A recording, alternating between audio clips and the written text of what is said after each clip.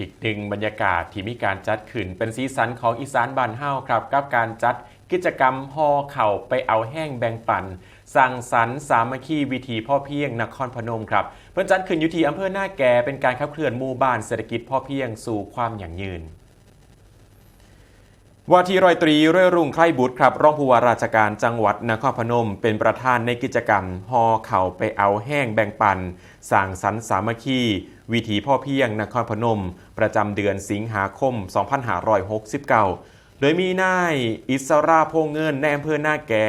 หัวหน้าส่วนราชการเจ้าหน้าที่สำนักงานพัฒนาชุมชนเครือข่ายศูนย์เฮียนฮูการพัฒนาคุณภาพชีวิตตามหลักเศรษฐกิจขออภัยครับตามหลักทฤษฎีใหม่ประยุกต์สู่โคกหนองนา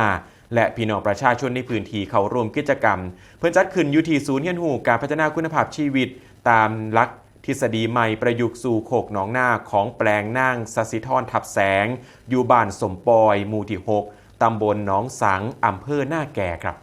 กิจกรรมนี้เป็นส่วนหนึ่งของการขับเคลื่อนแนวทางการพัฒนาหมู่บ้านเศรษฐกิจพอเพียงสู่ความยั่งยืนค่ะของกรมการพัฒนาชุมชนภายใต้กรอบแนวคิดรักษาความสำเร็จเดิมเติมพลังการพัฒนาสร้างชุมชนล้ำค่า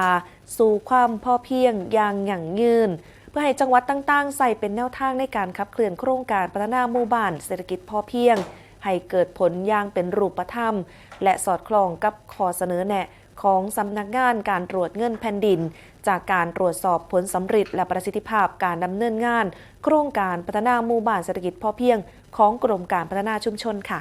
สำหรับกิจกรรมห่อเข่าไปเอาแห้งแบ่งปันสั่งสรรค์สามัคคีวิถีพ่อเพียงนครพนมที่จัดขึ้นนี้นะครับเพื่อเป็นพื้นที่แห่งการเรียนรู้และแลกเปลี่ยนประสบการณ์ระหว่างเครือข่ายโคกหนองนาและพี่น้องประชาชนในพื้นที่ผ่านกิจกรรมการลงมือปฏิบัติจริงการแบ่งปันอาหารและพันธุ์พืชตลอดจนการรวมแรงรวมใจในการพัฒนาพื้นที่เฮียนฮู